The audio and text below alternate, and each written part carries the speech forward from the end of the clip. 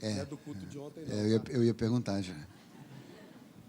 Meus queridos irmãos, boa noite, paz seja com todos vocês da parte do Senhor Jesus, amém? Amém. Que coisa boa estarmos juntos hoje aqui. E vamos logo fazer aquele barulhinho que o pastor Delano falou, né? Já vai pegando sua Bíblia aí, para a gente fazer aquele barulhinho gostoso. E aquele barulhinho a gente vai fazer para achar o Evangelho escrito por Lucas, capítulo de número 4.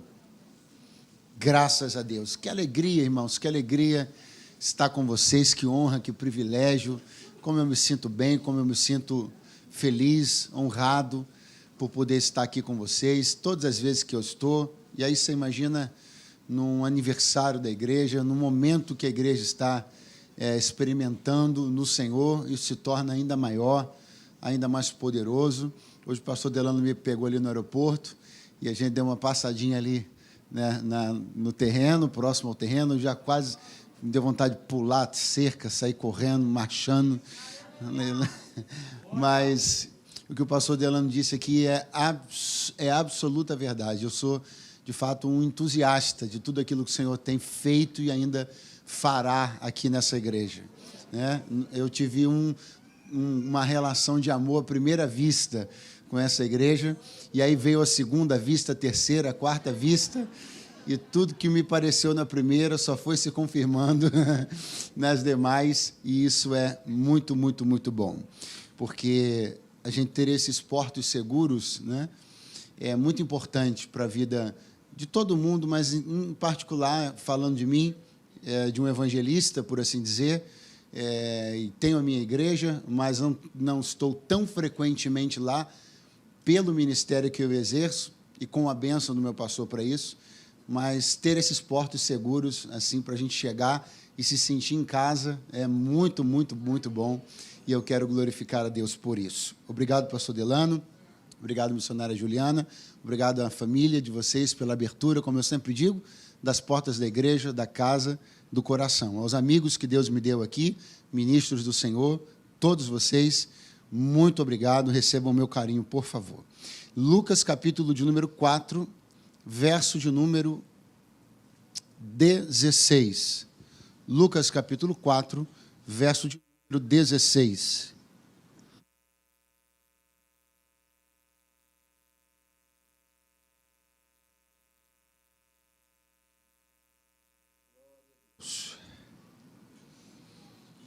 Quem encontrou, dê um brado bem forte, diga aí. Eu não falei qual era o brado. Meu Deus. O povo bom de dar glória, né? Eita. Mas, ainda assim, sendo muito bom da glória, dê um brado e diga, eu amo a Bíblia. Eu amo a Bíblia. Tá certo. Está escrito, e chegando a Nazaré, onde fora criado, entrou num dia de sábado, segundo o seu costume, na sinagoga e levantou-se para ler. Foi-lhe dado o livro do profeta Isaías, e quando abriu o livro, achou o lugar em que estava escrito, o Espírito do Senhor é sobre mim, pois que me ungiu para evangelizar os pobres, enviou-me a curar os quebrantados do coração, e a pregoar liberdade aos cativos e dar vista aos cegos, a pôr em liberdade os oprimidos, a anunciar o ano aceitável do Senhor. E cerrando o livro e tornando a dá-lo ao ministro, assentou-se, e os olhos de todos da sinagoga estavam fitos nele. Então começou a dizer-lhes, hoje se cumpriu essa escritura em vossos ouvidos. Verso de número 28. E todos na sinagoga, ouvindo essas coisas, se encheram de ira e, levantando-se, o expulsaram da cidade e o levaram até ao cume do monte. Diga comigo, cume do monte. Em que a cidade deles estava edificada, para dali o precipitarem. Ele, porém, passando pelo meio deles, retirou-se. Quantos dizem amém? Amém. Quantos dizem graças a Deus? Podem sentar-se, por favor, em o nome de Jesus.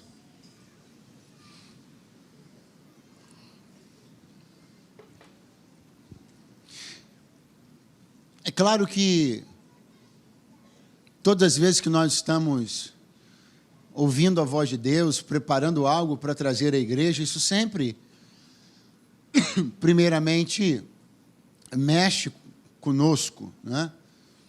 Isso sempre, primeiramente, nos afeta, seja para despertamento, exortação, consolo,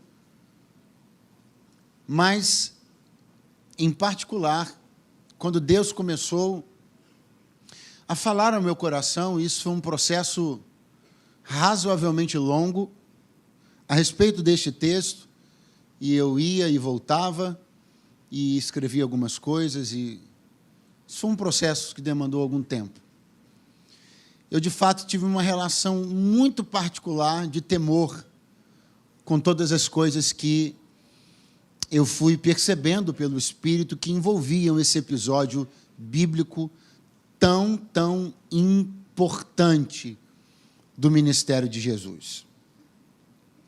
Eu quero que você, primeiramente, comece a considerar uma questão comigo, que é a seguinte: quando uma pessoa, ela consegue alcançar muita notoriedade, seja nas artes, na política, na religião, seja onde for, normalmente, essa pessoa acaba por dar também luz, foco e evidência ao lugar de onde esta pessoa vem. Sim ou não? Sim ou não? Vou dar um exemplo aqui, por exemplo, da música secular, ok?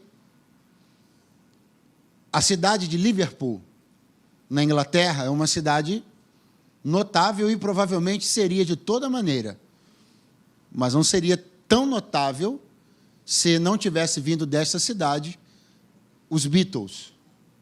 Tem uns irmãos que ficaram escandalizados. Foi só um exemplo, irmão, calma. E daí a gente poderia continuar falando de atletas, de políticos,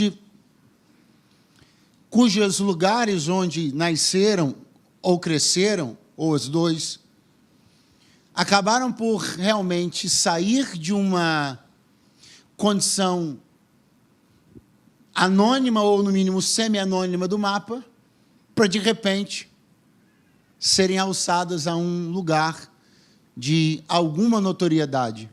Quem fez isso por esses lugares? As pessoas notáveis que ali nasceram ou ali cresceram. Você compreende isso e concorda com isso? Diga amém. Você acha que poderia lembrar de 5 ou 10 casos como esse, sim ou não? Muito bom. Agora, se os Beatles fizeram isso por Liverpool, se Pelé fez isso pela cidade de Três Corações, em Minas Gerais, para quem não sabe, e etc, etc, etc, que dizer do que Jesus fez por Nazaré? Porque não bastasse o fato de eu saber que Jesus cresceu em Nazaré, não bastasse o fato de todo mundo que conhece um pouquinho de quem foi Jesus saber que ele cresceu em Nazaré, não bastasse isso, ele ainda foi, é e sempre será chamado e conhecido como Jesus. Então, por favor, pergunte a alguém do seu lado e diga: você acha que existe um lugar mais alto que alguém poderia levar o nome de uma cidade do que o lugar que Jesus levou, Nazaré? Não tem. Sim ou não? Quem concorda diz amém? Se, como dizem as Escrituras, pelo seu ato, pela sua entrega, por não ter tido por usurpação ser como Deus, mas antes, neste mistério da sua encarnação, assumiu a forma de servo, despiu-se da sua glória, e aí foi-lhe dado um nome. Onde é que esse nome está? Esse nome estaria no chão? Esse nome estaria numa altura mediana? Não, esse nome está acima de todos os nomes. Então Jesus pegou Nazaré e levou junto com o nome dele. Se ele é Jesus de Nazaré, Nazaré está junto com o nome dele, por causa dele, no nome dele, que é acima de todos os nomes. Eu estou falando bem devagarzinho, não é porque eu estou com preguiça, não. É porque eu preciso te dar o tom da nossa conversa. Você percebe o tom da nossa conversa? Você percebe a grandeza do que nós estamos falando aqui? Vamos agora a algo que eu vou chamar de em contrapartida. 3 pontinhos. Em contrapartida, 3 pontinhos, eu abro a Bíblia, em Lucas capítulo 4, e eu estou vendo o que Nazaré vai fazer com Jesus. Porque se eu construir até agora calmamente com você uma ideia de que Jesus leva Nazaré ao ponto mais alto que uma cidade poderia levar, Nazaré também leva Jesus ao ponto mais alto que ela poderia levar, mas para de lá precipitá-lo abaixo. Há uma inversão, há uma contrapartida tão terrível nessa história, que eu começo a sentir meu coração ficar assim espremido, miúdo. Começo a sentir o Espírito Santo pegar assim o meu coração e começar a apertar ele, para me perguntar, para me fazer pensar, para me fazer considerar uma coisa: para que eu tenho, como eu tenho servido a Deus com as minhas alturas? Como eu tenho lidado com Deus dentro das minhas alturas? Eu quero dizer uma coisa a vocês esta noite aqui. Deus ainda tem lugares muito altos para nós. 2 pessoas creram, 3 quase creram. Deus ainda tem lugares muito altos para nós. Segura a mão de alguém que está do seu lado e diga para ele: a pergunta dessa noite é: o que você vai fazer quando você chegar lá? Você vai levar o nome dele contigo? Você vai gritar de lá de cima que ele é o teu Deus e o teu Senhor? Você vai usar cada oportunidade que você tiver para te dizer que quem te colocou lá foi Ele? Ou você irá traí-lo nas tuas alturas? Ou você irá esquecê-lo nas tuas alturas? Ou você irá abandoná-lo nas tuas alturas? Ou teus dons serão tuas maiores desgraças?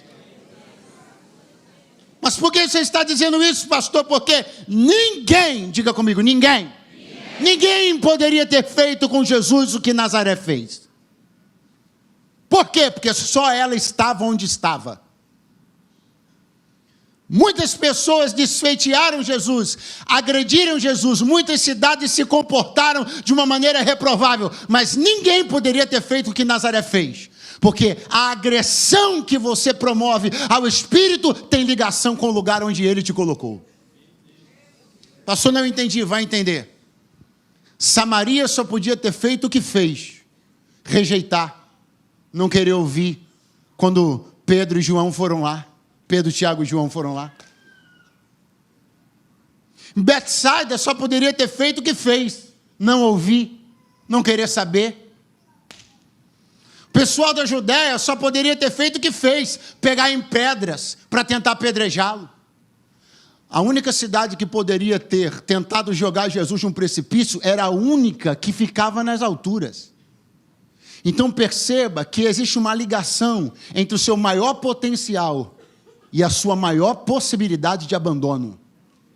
É naquilo que você é mais distinto que você também se distingue para honrar ou desonrar.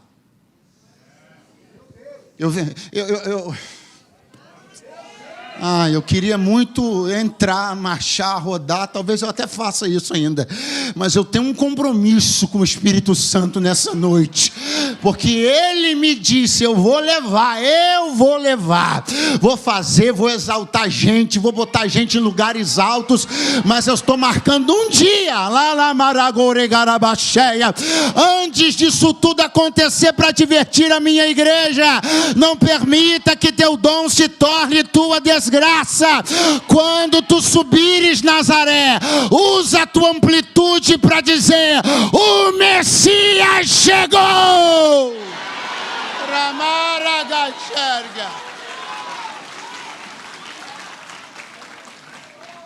Sabe o que Nazaré deveria ter feito?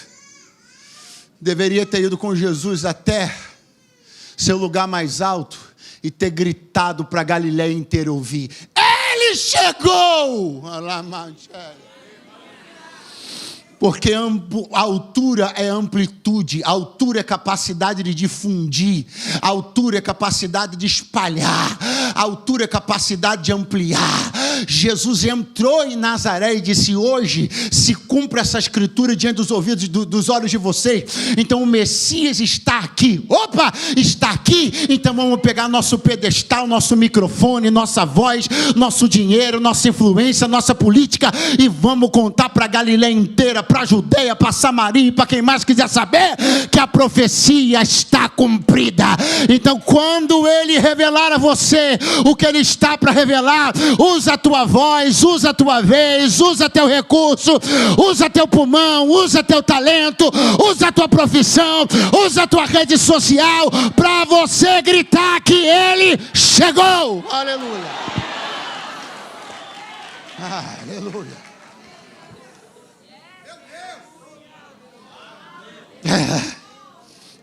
Ninguém poderia agredi-lo como Nazaré agrediu. Ninguém poderia desonrá-lo com a particularidade que Nazaré desonrou. Desonra é uma questão muito particular. Só eu posso desonrar a Deus de certas formas, e só você consegue desonrá-lo de outras. Porque Ele fez coisas por mim diferentes das que fez por você, e fez coisas por você diferentes das que fez por mim. Então, na forma como Ele te honrou, na forma como Ele te favoreceu, específica e peculiar, você ganhou o dom, mas você precisa cuidar, precisa tomar cuidado para aquilo que Ele te deu, você não usar para desonrá-lo. Existe uma ligação muito grande, vou repetir. Ninguém poderia ter feito o que Nazaré fez, porque ninguém estava onde Nazaré estava. Lucas escreveu: levaram ao alto de um monte, onde a cidade fora edificada. Betânia não foi edificada no monte.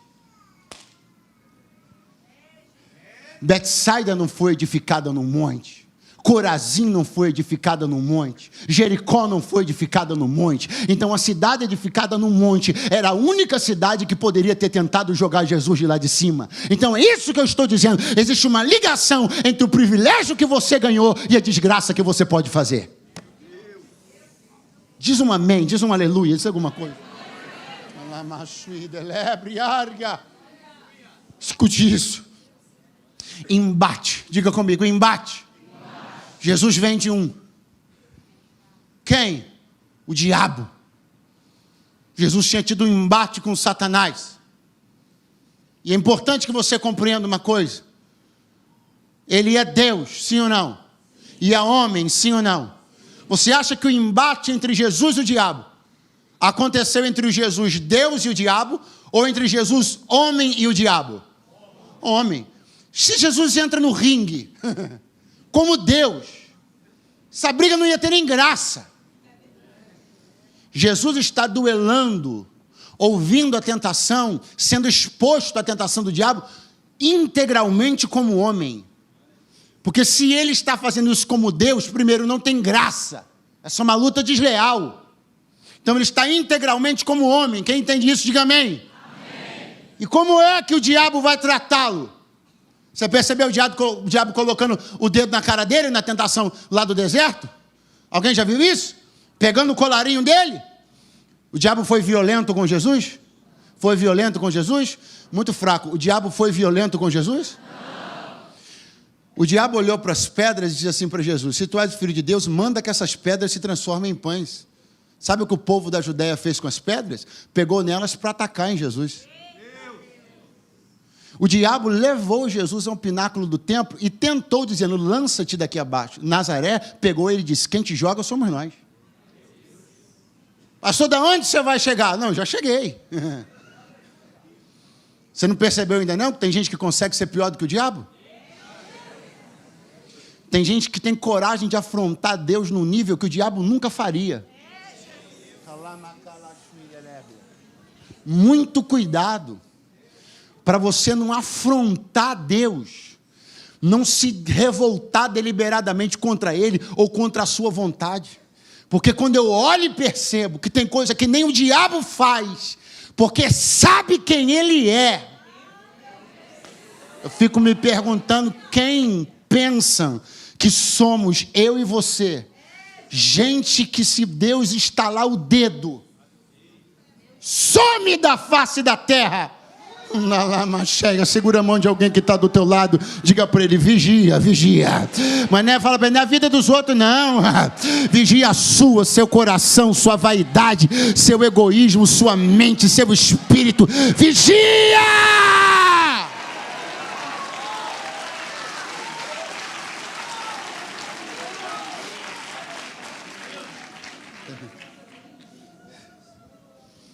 Jesus chega a Nazaré, onde fora criado. Diga comigo: onde fora criado. Nasceu em Belém, fugiu para o Egito, criou-se em Nazaré. Vamos comigo? Nasceu em Belém, fugiu para o Egito.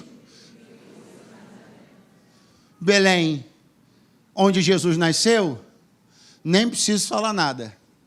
É Belém, graciosa, famosa, conhecida, desejada, procurada. E o Egito?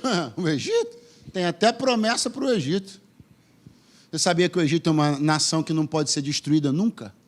Nunca! Porque o Senhor Deus falou: o Egito jamais será destruído, porque abrigou o povo de Israel. E depois ainda deu abrigo para Jesus. Não vai ser destruído nunca o Egito. Agora veja, Nazaré então é o lugar onde ele fora criado. Repita de novo: fora criado. É aquela coisa de voltar para a cidade onde você foi criado, após anos ou alguns anos longe de lá. Oi, fulano! E aí, cara? Tudo bem? Tá sumido? Oi, aí? Ih, olha lá, seu fulano. Ih, olha lá. Rapaz, ali tinha um sorvete muito bom, um sorvete que era maravilhoso ali. Uma casquinha que era um isopor. Uma casquinha maravilhosa. Ali vendia um refresco de groselha. É voltar. Jesus está voltando para o lugar onde fora criado. E as pessoas de lá vão começar naturalmente a reconhecer. Oi, filho da Maria. Ih, olha lá, tá grande. As senhorinhas, né? Tá bonito, filho da Maria. Olha como tá bonito. As senhorinhas de Nazaré. Mas tá grande, galoto. Você tem dúvida que as senhorinhas apertavam a bochecha de Jesus? Mas tá bonito, hein, Yeshua. Benza a Deus. É coisa de você receber um vizinho, gente. Eu estou falando de um aspecto normal aqui. Se eu não estou sendo irreverente, você tem dúvida de que foi isso? É uma pessoa que morava numa localidade que está voltando. Só que ele fora criado por Nazaré. Ele fora criado em Nazaré. Mas não fora criado por Nazaré. E é aqui que começa a grande distinção que Nazaré não entendeu. Que ele foi criado em Nazaré, mas não foi criado por Nazaré. A criação dele, a existência dele precede Nazaré, precede a Galileia, precede a Judeia, precede a Palestina, precede o Oriente Médio inteiro. A criação dele precede. precede o mundo, precede todos os habitantes do mundo, os vivos e também os mortos. Ah, mas isso aqui é terra de Abraão. Precede. Jesus disse, inclusive, Abraão me viu no meu dia e ainda se alegrou. Precede. Eu sou criado em Nazaré, mas não sou criado por Nazaré, nem por Nazaré, nem por ninguém, porque ele carnalmente nasceu na barriga da irmã Maria, mas ele é maior que o ventre de Maria, maior do que tudo, maior do que todos. No princípio era o Verbo estava com Deus e o Verbo era. Levante a mão por alguns segundos para glorificá-lo.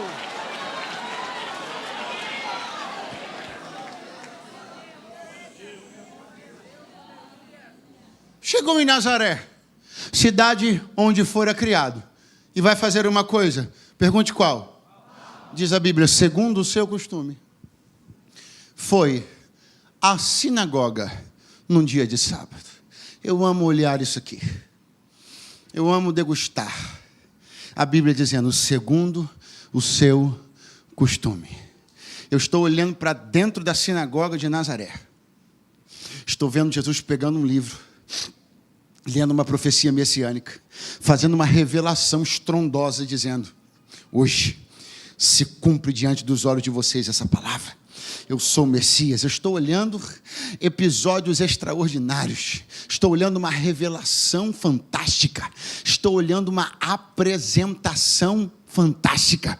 Estou olhando um momento inacreditável.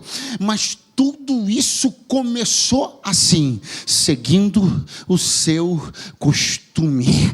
Vai desembocar lá no extraordinário, mas começou aqui, seguindo o seu costume. Vai ter uma revelação de estrondar, mas tudo tem sua origem aqui, seguindo o seu costume. Segure a mãozinha de alguém do seu lado aí, por favor, dê uma balançadinha nele e diga, seguindo o seu costume. Vai ter revelação? Vai, mas a revelação é o fim. Onde é o começo? Ter um bom costume. A sinagoga vai tremer? Vai, mas aonde começa? Seguindo o seu costume. Pastor, não está dando em revelação, então reveja o seu costume. Pastor, mas não está dando no extraordinário, então volta e reveja o seu costume. Porque você quer montar uma agenda extraordinária. Não, monte uma agenda de bons costumes, porque o extraordinário é só o passo para quem já tem um bom costume.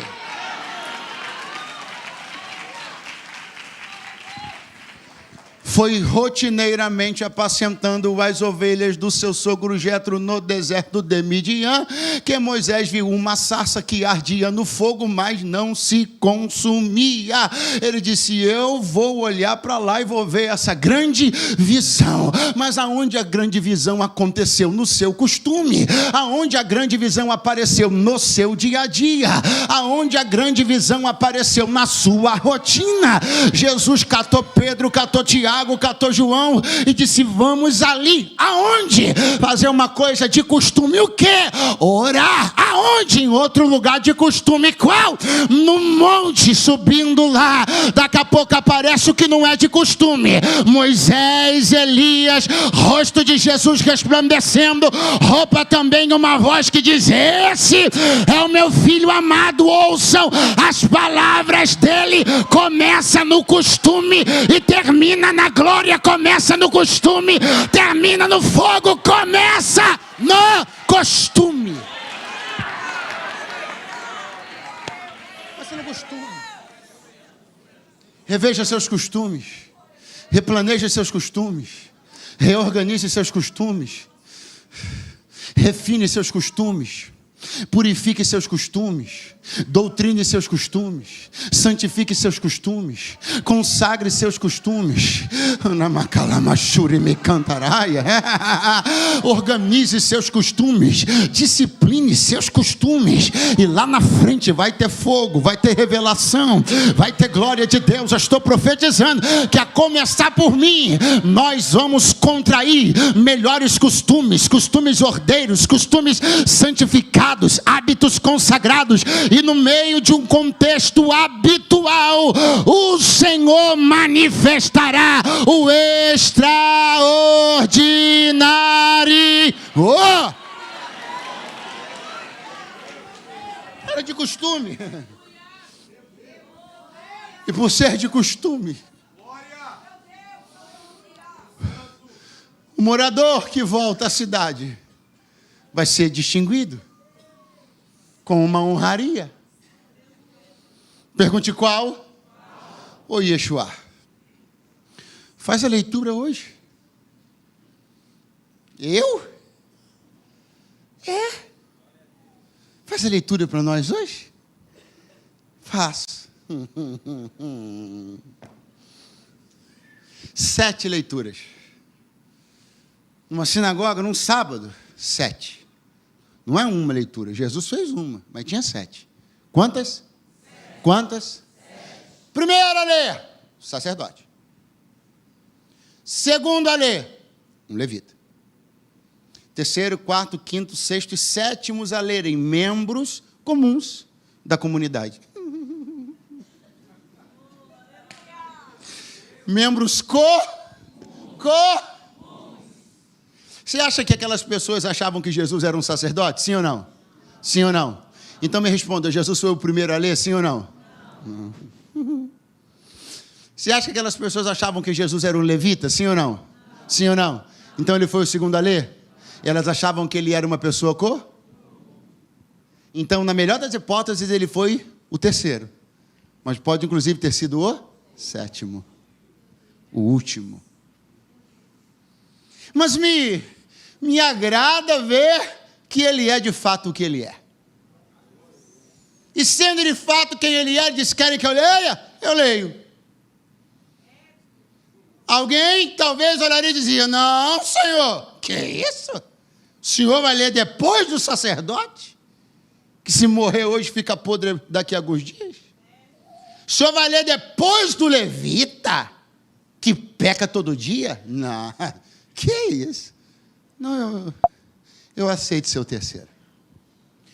Tudo bem, eu posso ler em quarto. Não tem problema, eu posso ser até o último a ler. Porque eu não disse nada para essas pessoas ainda sobre quem eu sou. E eu só cobro.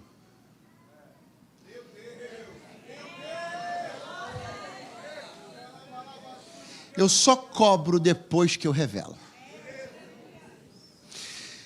Enquanto eu não disse para elas quem eu sou, eu admito ler na posição que elas me derem a leitura. Mas depois delas saberem quem eu sou, não há nenhum outro lugar mais que me caiba, senão o... Segura a mãozinha de alguém que está do teu lado. Fala para alguém, fala para ele assim, ó, tem um montão de gente, exatamente agora, a quem o sangue ainda não lavou. Digo, um montão de gente para quem a luz ainda não brilhou. Eles estão dando o livro na mão de Jesus, depois do A, continua pregando para ele, diga, depois do B. Eles estão perguntando alguma coisa para Deus, assim, olhando para o céu, depois de perguntar para o médico, para o enfermeiro, para o metido a médico da família. Mas para você, a quem o sangue já lavou e a quem a luz já se revelou, para você não tem jeito, você não tem desculpa. Com você, o primeiro a ler é ele, o primeiro a quem você pergunta é ele, o primeiro a quem você consulta é ele, o primeiro glória é dele, o primeiro socorro é na direção dele. Para quem aqui Jesus tem o primeiro lugar na vida, abre a boca e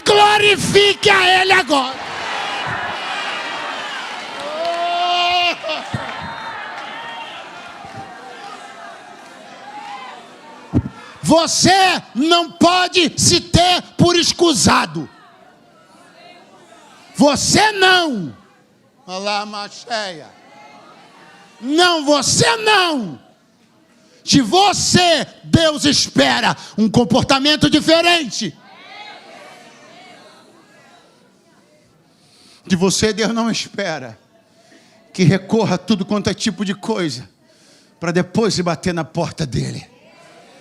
De você, Deus não espera que você procure todo mundo da tua família, inclusive aqueles galinhos garnizé, metido a saber de tudo, aqueles metidos a ter um cadinho de dinheiro mais na família, que todo mundo fica beijando a mão deles o dia inteiro, aquela chatice, aquela perturbação, e já começa aquela puxação, você sabe de quê? No grupo da família, porque ele tem um cascainho a mais de você. Ele espera que a tua devoção, o teu glória, teu choro, teu júbilo não é em terceiro, não é em quarto, não é em sétimo, não é em segundo. Aqui se honram sacerdotes, aqui se honram levitas, mas aqui o primeiro lugar é dele.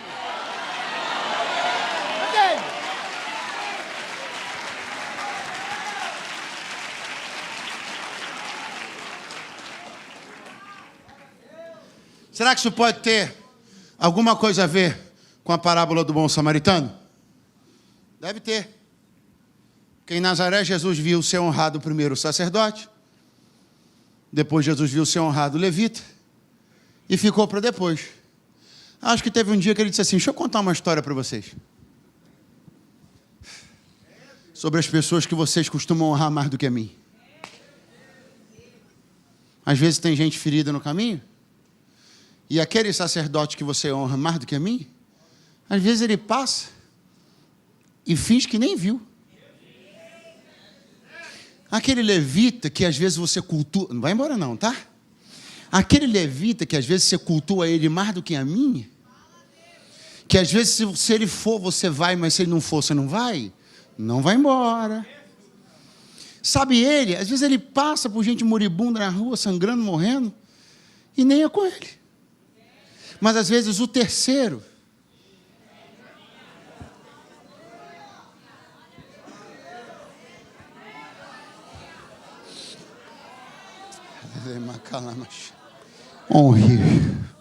honre a presença, honre a pessoa, honre a obra, honre o que ele já fez, honre cada promessa que ele já te entregou, honre o que ele ainda vai fazer, honre-o com toda a sua vida, honre com todo o seu coração, honre com todos os seus pensamentos, honre-o de dia, honre-o de noite, honre na bonança, honre-o na tempestade, honre-o com o mar bravio, honre-o com o mar calmo, honre-o com o vento soprando ao teu favor, honre-o com o vento soprando contra você, honre-o,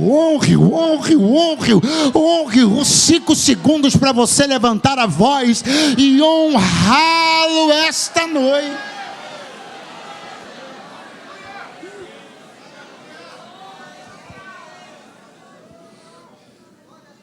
Eu não sou muito de fazer ilustrações, mas eu quero chamar aqui um... Vem cá, meu jovem. Jovem? Falando em jovem, você que é mais jovem do que eu, por favor, meu filho, amarre isso aqui para mim, que se eu vou tomar um tombo, aí os irmãos vão dizer que eu estou em pecado.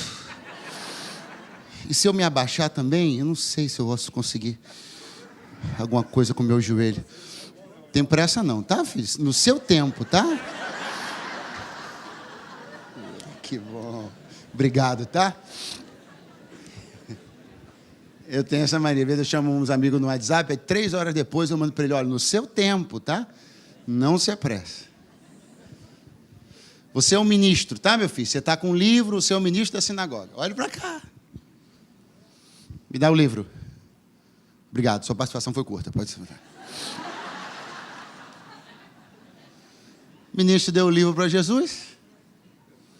E o que ele vai fazer? Diz o texto, achou. Se achou porque procurou. Por quê? Porque não é que ele está dizendo, o que eu vou ler, Não. A leitura era previamente determinada na liturgia do culto da sinagoga. Jesus não escolheu um texto que lhe veio em mente. Aqui começa a ficar gostoso demais. Quem escolheu o texto foram eles. Quem escolheu o texto foram? Eles. E não gostaram da mensagem.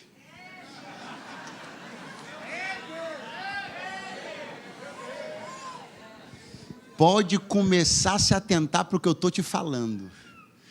Porque esse mundo acha lindo escolher o texto. Senhor é o meu pastor. Mas quando começa a mensagem, um cutuca o outro cutuca o um.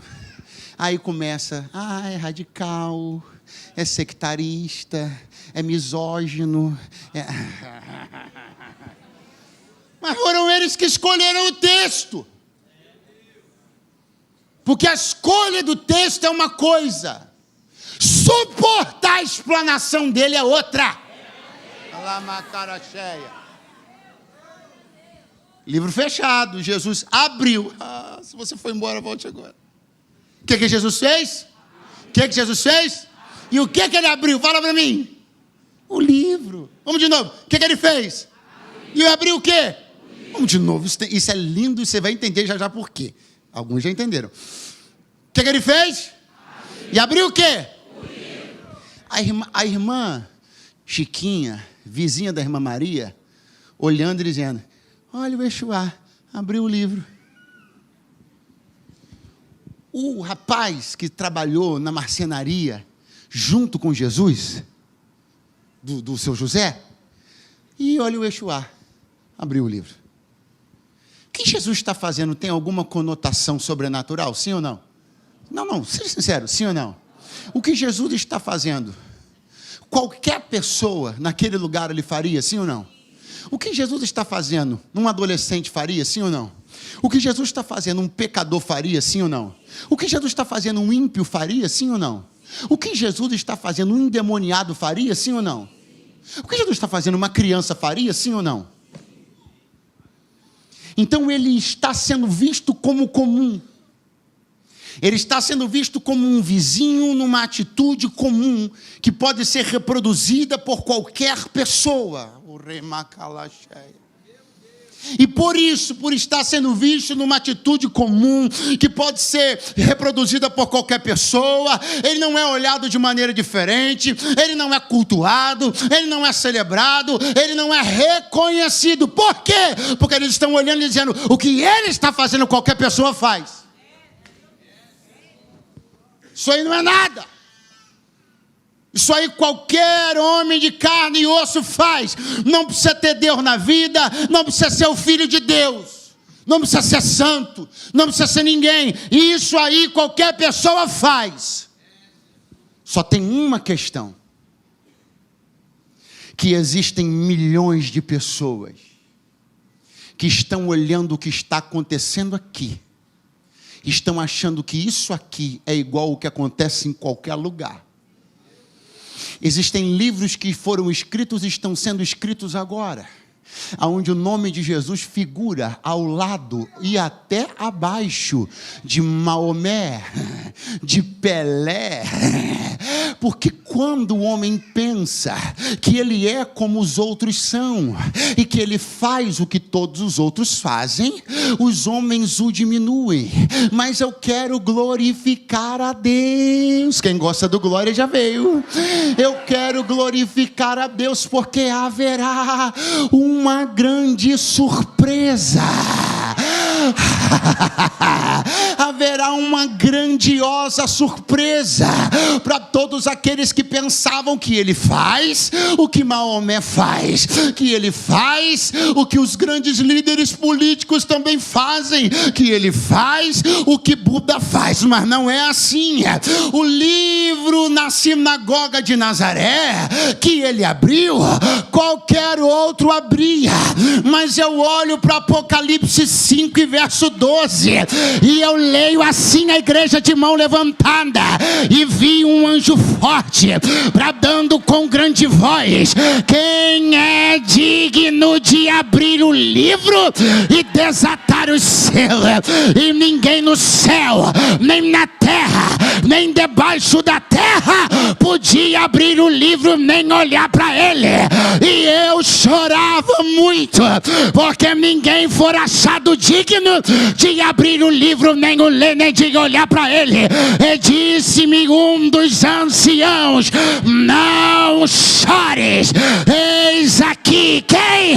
O leão da tribo de Judá, a raiz de Davi. Ele venceu para abrir o livro.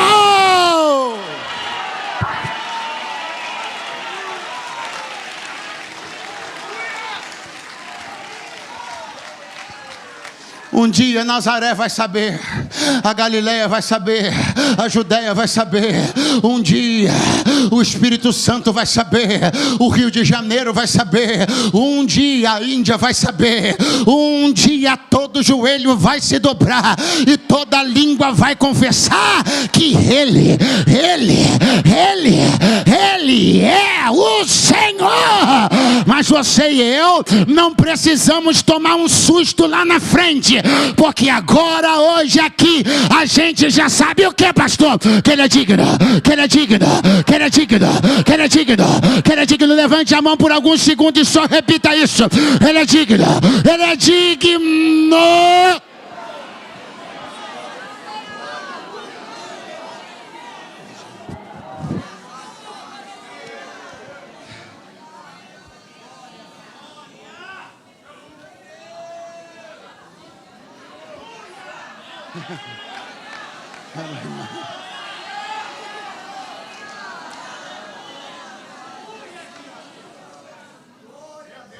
Eu penso em Jesus com o livro na mão, abrindo e olhando as pessoas e lendo seus pensamentos, e elas pensando: todo mundo faz isso, qualquer um faz isso. E ele pensando: mas tem um livro.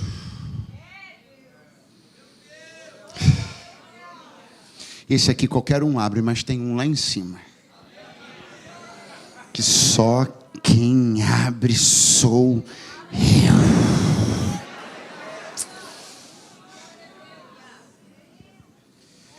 Eu já não demoro.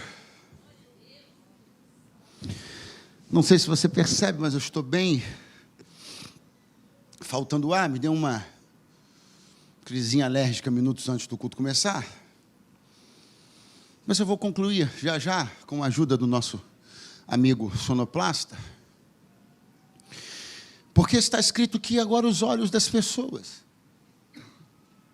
estão fitos nele. Pergunte para mim: agora quando? Quando ele fecha o livro. A Bíblia não diz que eles estão olhando para ele enquanto ele abre, nem enquanto ele lê. Pergunte por quê? Porque elas sabem o que está escrito. Não tem surpresa. Elas não precisam ficar olhando para ele, pastor Eduardo, enquanto ele lê. Não há uma expectativa em relação ao que ele lê, porque o que ele lê, eles já sabem. Quando é que os olhos... Você foi embora, volte agora. Puxa, eu estou mal. Mas você não está. Dê uns glória bom aí.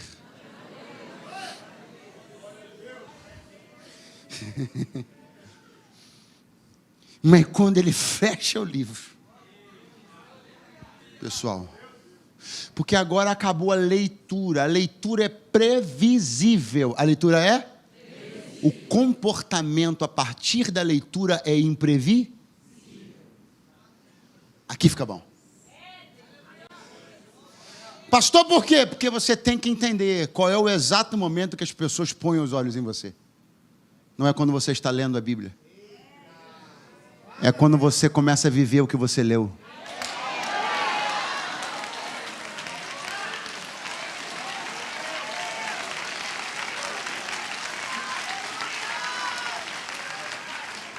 Sacode a pessoa que está do teu lado e fala assim para ele: quer saber a hora que todo mundo põe os olhos em você?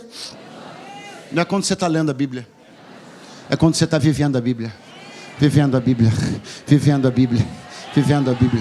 O que será que ele vai fazer com aquilo que ele leu? É isso que eles estão olhando? Como será que ele vai se comportar depois de que ele leu? Se te baterem numa face, oferece a outra. É isso que eles estão olhando. O que ele vai fazer depois que ele leu? Orai pelos vossos inimigos. É isso que eles estão olhando. Porque o que está escrito, mas o que é vivido é subjetivo e imprevisível. Alguns estão lendo e não estão fazendo. Outros estão lendo e estão praticando. Uns estão lendo e estão ignorando. Outros estão lendo e estão cumprindo. Uns estão lendo e estão desfeiteando. Outros estão lendo e estão honrando. Uns estão lendo e não estão mudando. Outros estão lendo e estão sendo transformados dia após dia. Glória! Olha nele. Porque a leitura a gente já sabe. A gente conhece o texto. Ele não vai inventar nada que está escrito, que ele não é doido, que ele sabe o que a gente sabe que está escrito. Agora vamos ver o que ele vai fazer. Aí Jesus vai dizer o seguinte para eles: hoje,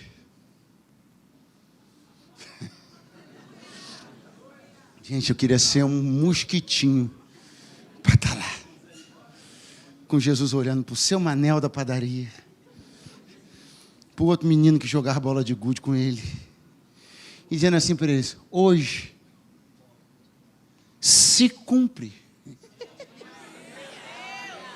Ah, mas aquele negócio, o Espírito do Senhor me ungiu, e pá, o Messias de Israel, hoje.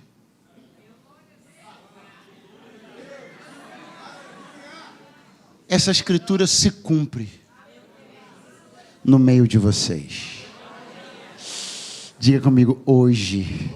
Você pode fazer muito melhor, diga: hoje se cumpre. Agora pegou. Pegou porque a promessa feita cabe o vislumbre. A promessa cumprida é o que é. A promessa feita cabe a romantização. A promessa cumprida é o que é. Sabe o que é que a sociedade que não quer Deus não aguenta? É quando elas percebem que a idealização que fazem de Deus é diferente de quando Deus diz: eu não sou isso, eu sou isso aqui. Eu me lembro do Senhor dizendo para Moisés: diga que eu sou. O quê? O que sou. Eu não sou o que ele pensa. Eu não sou como ele idealiza. Eu não sou como ele quer. Eu não sou a caixinha dele. Eu não sou no formato dele. Eu não sou costurado à moda deles. Eu não sou do jeito que eles gostam. Eu não sou customizável. Eu não sou adaptável. Não sou contextualizável. Eu sou o que sou. Quando Jesus abre a boca e diz: a profecia está cumprida, alguém olhou e disse: mas não era assim que eu pensava. E Jesus disse: mas é assim que é. A profecia está cumprida. E alguém disse: mas eu achei que o cabelo era mais longo. E Jesus está dizendo: mas é assim que é. Aí o outro disse: mas eu pensei que ia entrar no cavalo branco. E Jesus disse: mas é assim que é. Acabaram as especulações e as imaginações. A revelação põe fim à especulação e estabelece as coisas como elas são. A Bíblia não é imaginária. A Bíblia é o que é. Deus não é imaginário. Deus é o que é. Deus não é um produto das imaginações das pessoas.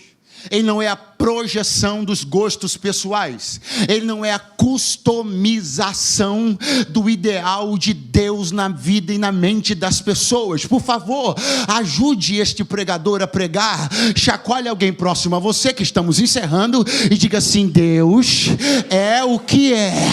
Fala para ele: então você para de apresentar para as pessoas um Deus adaptável à personalidade delas. Deus não está dentro de um conjunto, de um software de configurações. Ele é o que Ele é.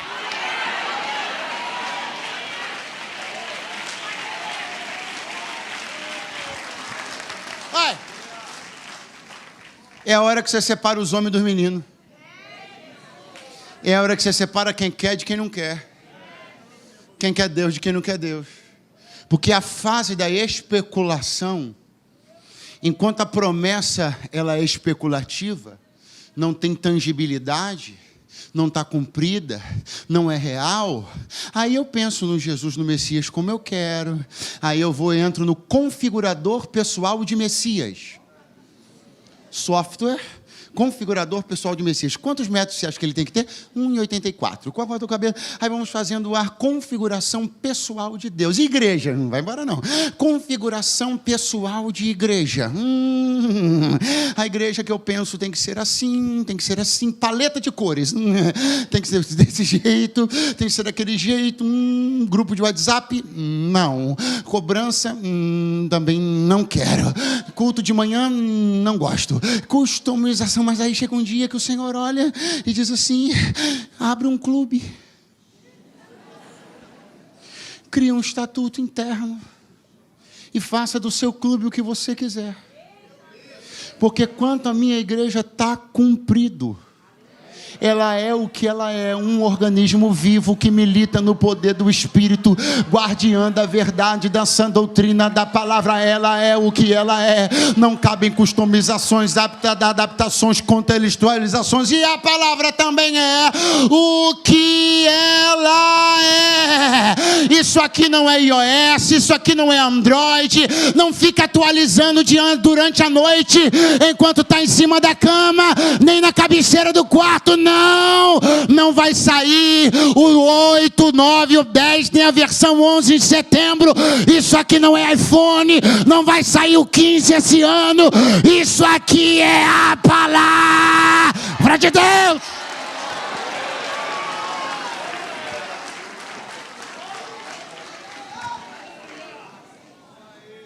A gente não quer esse cara não. Não, a gente não quer esse cara não. Não quer não. Não, vamos continuar com o nosso ideal. Vamos continuar sonhando com o Messias como a gente acha que ele tem que ser. Esse aí a gente não quer não. Não, feio demais. Pobre demais. Comum demais. Normal demais. Eu prefiro rejeitar a realidade para continuar tendo o benefício da especulação. Você foi embora. Eu prefiro rejeitar a realidade que está aqui diante de mim dizendo, eu sou, está cumprido. Não. Eu prefiro fingir que isso não aconteceu para continuar alimentando a ideia de um Deus que é o que eu quero customizar. O que a gente faz com ele? Joga. Mas é o filho da Maria. Joga! Não, mas eu joguei bola de gude com ele. Joga! Você faz ideia do que é isso? Você faz ideia do que é você pegar o seu vizinho que cresceu com você? Um menino que corria pelas ruas daquela cidade? Você faz ideia que tipo de gente é essa? Que a Bíblia está contando para nós? Que contrariadas com a mensagem de Jesus, tem coragem de pegá-lo e não só de expulsá-lo, mas de precipitá-lo do alto do monte. Você tem ideia do que você pegar um menino que você viu crescer, que corria na rua, que entrava para dentro da sua casa para pegar a bola que caiu por cima do muro? Isso eu estou falando, isso aqui é disso que eu estou falando. Pegar esse menino, agarrar ele pela mão, levar ele até o alto do monte e jogar. Você tem ideia do que ia pegar esse menino que cresceu nas ruas daquela cidade e ver ele rolando de despenhadeiro abaixo, sangrando, perna para um lado, cabeça para o outro? Você tem ideia do que é isso? Que gente é essa? Agora eu pergunto uma coisa para você. O que aconteceu no final? Jesus se retirou do meio deles. Ele deu livramento para si próprio. Amém ou não amém? E quando ele fez isso? Quando eles chegaram às últimas consequências. E a pergunta é, por que ele não fez isso lá atrás? Por quê, pastores? Quando ele sai arrastado por eles, pastor Éder, passa pela porta da sinagoga, já o som de joga ele, e sabendo, o que ele faz? Dali ele some. O que ele fez lá no final, ele poderia ter feito aqui. 2 lições. Primeira, o acerto de contas de Deus comumente é no final. Segunda, se Jesus some no meio deles, ainda dentro da sinagoga, avisa para o seu vizinho, você também. Não avisou? Avisa para ele, você também. Você e todos nós nunca saberíamos. Pergunte o quê? Que aquelas pessoas eram capazes de fazer isso. Então existem cenários onde Deus está dando corda, só para que fique explícito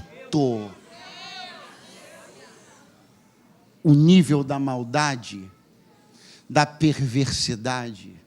Porque se o processo é interrompido no início, eu nunca saberia que Nazaré tinha capacidade para uma atrocidade como essa. Então existem coisas que só estão acontecendo ainda, porque Deus quer que todo mundo saiba o nível ao qual algumas pessoas têm a capacidade de descer.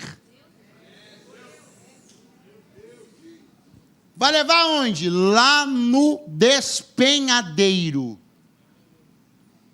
Vem cá, sua participação agora vai durar 15 segundos. E tu vai ser Jesus ainda. Tu ainda vai ser Jesus. A perna tá dormente. Tá dormente? Tava sentado. Vai lá, agora vai.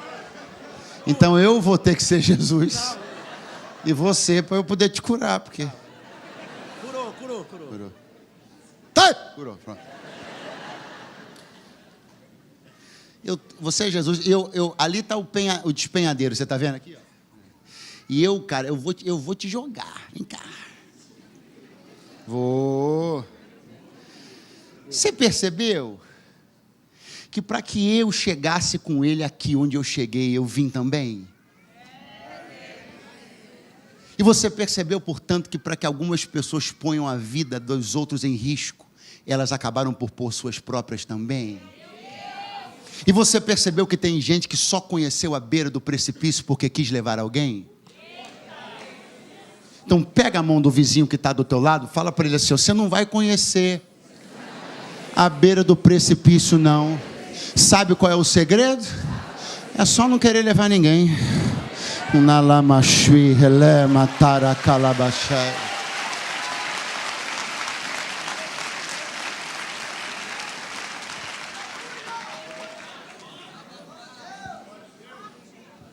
Tem coisas que a gente só conhece por conta dos planos que a gente fez. Tem coisas que a gente só experimenta por conta das ideias infelizes que a gente teve. Era para alguém que está hoje aqui me ouvindo nunca ter conhecido a beira do precipício. Você só conheceu esse lugar porque você não tinha nada que ter feito ninguém chegar lá perto. Não, pode ser 1 glória, 2 aleluia, não tem problema não. Eu encerro. Tá lá. Aquele movimento. Joga, precipita, vai, não vai, e tá Jesus. De repente o texto diz, e ele, passando, se ausentou do meio deles. Muito fraco. Poxa, mas nem eu falando que estou acabando, você nem... Jesus se ausentou saiu do meio. Eu já dirigi muito culto com pouco crente. Muito. E se tem um recurso a qual todo mundo que dirige ou prega um culto com pouco crente em algum momento da vida, ele lança a mão, é esse. Disse Jesus, onde estiverem. 2 ou 3 de vós reunidos no meu nome, eu estarei no meio de vocês. A reunião que honra o nome de Jesus o traz para o nosso... Vamos de novo. A reunião que honra o nome de Jesus o traz para o nosso. A reunião que desonra o nome de Jesus o faz sair do nosso. E ele se ausentando do meio deles. Jesus saiu incógnito. Jesus saiu sem ser percebido. Jesus saiu sem ser visto. E essa é a saída mais dramática que ele pode fazer. Pergunte qual? Quando ele já saiu e você nem viu.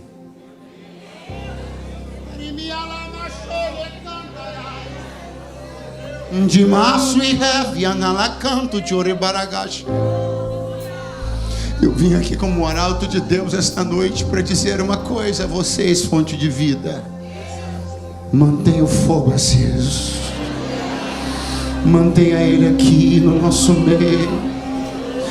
Cria em cada culto um ambiente propício à sua manifestação. Porque tem lugares onde ele já saiu e as pessoas nem notaram. Há lugares que ele já saiu, mas a boa música os fez nem perceber.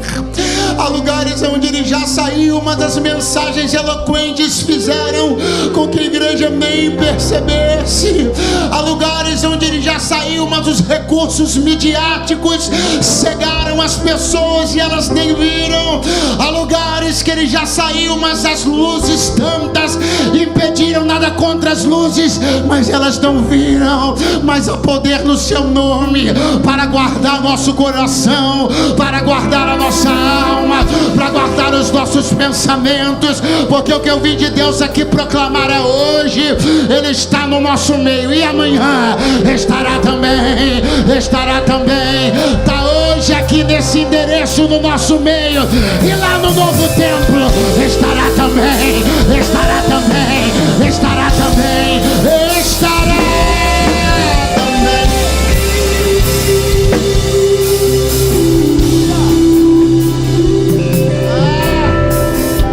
Que comecem as ideias, que comecem as sugestões.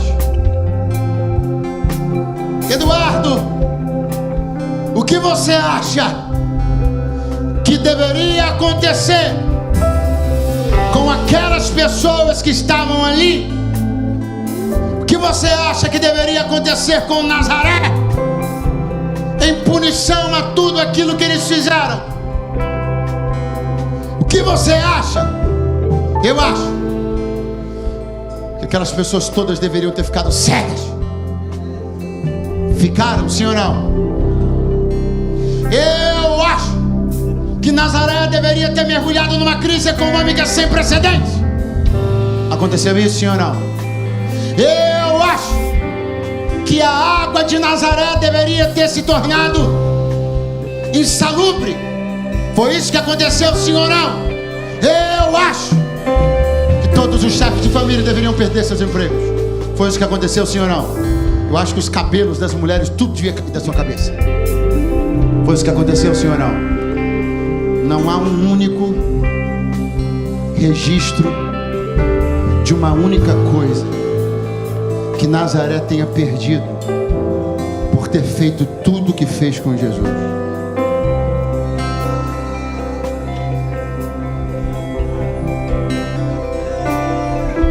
E essa é a hora onde você começa a pensar, então o que se perde quando se faz esse tipo de coisa? O texto responde: e retirando-se. Quem tem dinheiro continua com dinheiro, mas eu estou saindo. Quem tem saúde, não vou tocar na saúde não, mas eu estou saindo. Quem tem porta aberta, não vou fechar a porta não, mas eu estou saindo. Vai ficar com porta, dinheiro e saúde, mas vai ficar sem mim. Nosso grande problema é pensar que o maior ato punitivo de Deus é tirar coisa das pessoas. Mas o maior ato punitivo de Deus não é tirar coisas, é se retirar. Segura a mãozinha de alguém que está do teu lado, você vai colocar ele de pé já já. Segura a mão dele e diga: se você, não, muito fraco, diga: se você, mas só se você admite que não pode viver sem a presença de Deus, a gente vai ficar de pé junto daqui a 5 segundos e vamos começar a abrir a boca e clamar pela presença dele. 3, 2, 1. Agora. Tua presença. Agora. Tua presença.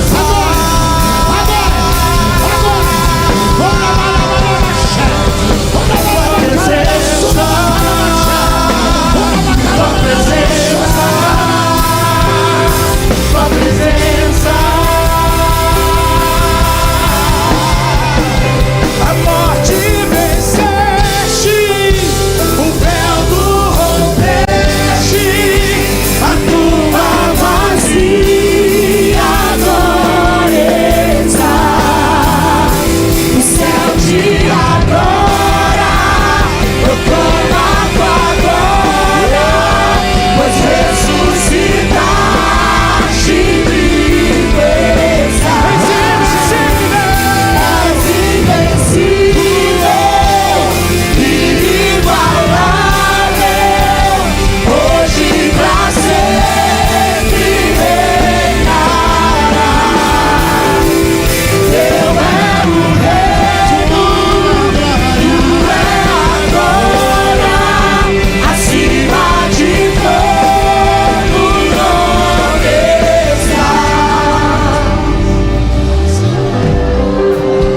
Eu queria que você ficasse de frente para alguém agora, de 2 em 2. Você poderia fazer isso? Você poderia fazer isso em prol do bem-estar dessa reunião? Não é um favor que você presta a mim, é o que você faz por aqui. Aquilo que Deus tem a realizar possa ser concretizado aqui.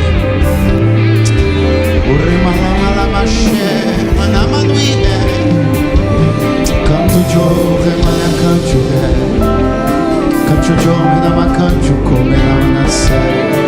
E não me cano chile que do sebe falho chere canto. Olha nos olhos dele agora, por favor, com muita autoridade de Deus. Diga para ele: Jesus ainda vai te levar a lugares altos. Agora não se esqueça. Não, tem que pregar para ele. Diga: não se esqueça. Toda altura tem um benefício e um risco. Onde você estiver, onde Deus te levar, levanta o nome dele, proclama o nome dele, honra o nome dele, glorifica o nome dele. Diga para ele: você vai estar aonde eu não vou estar. Então proclama de lá que eu proclamo de cá, porque Nazaré, Galileia, Judeia, Samaria, o Espírito Santo e o Brasil vão saber que o Messias vive.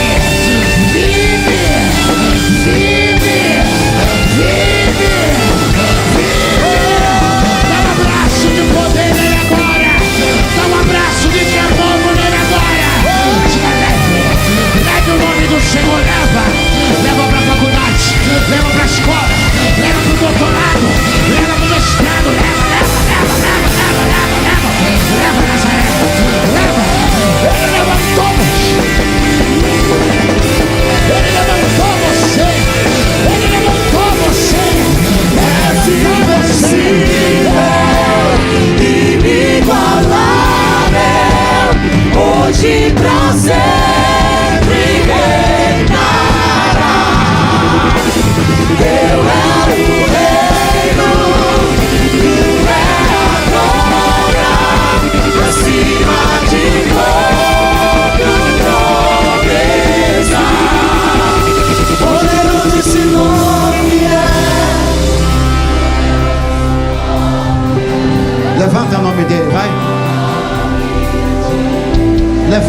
nome dele, vai. Levante uma canção. Levante uma canção. Levante uma canção. Levante uma canção. Que ouve o nome do Senhor. Levante uma canção. Dê um grito. Dê um grito. Ninguém poderia fazer por você o que ele fez. Dê um grito. Dê um grito. Quem te botou onde você tá foi ele. E quem vai te colocar nos lugares altos é ele.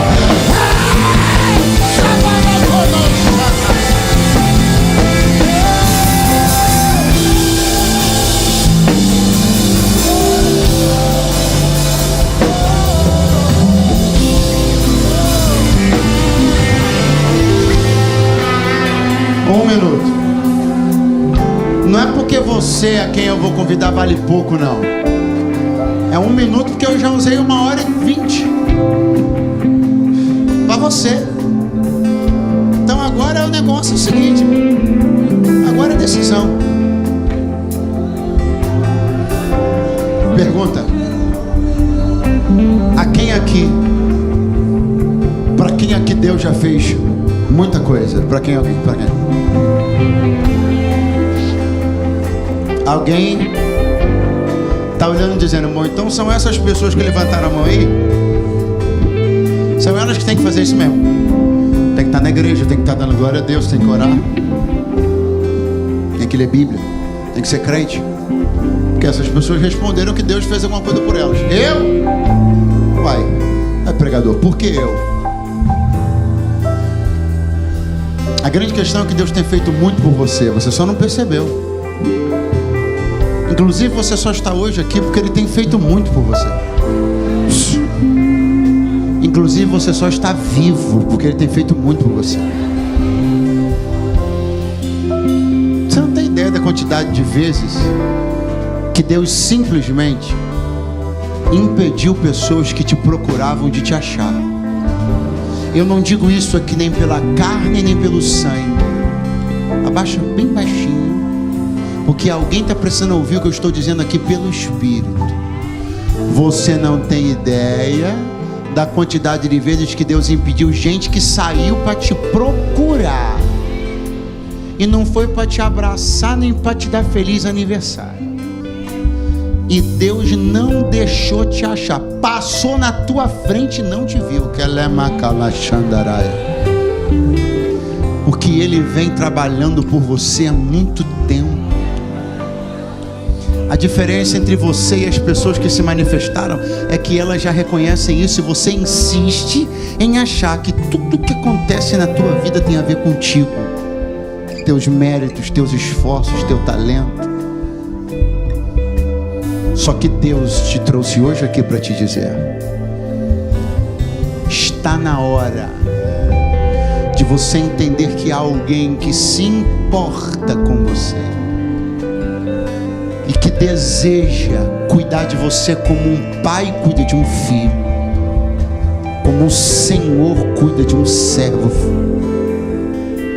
Ele é pai de órfãos e é marido de viúvas. Não existe nível de desamparo que o Senhor Jesus não possa suprir.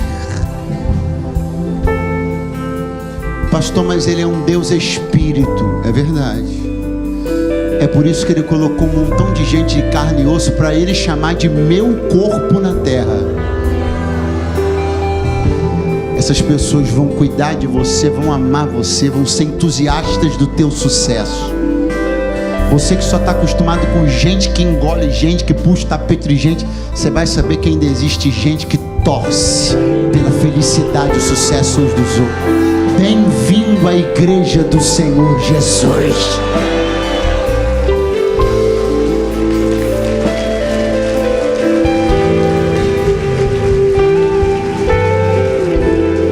Quero pedir para acender todas as luzes.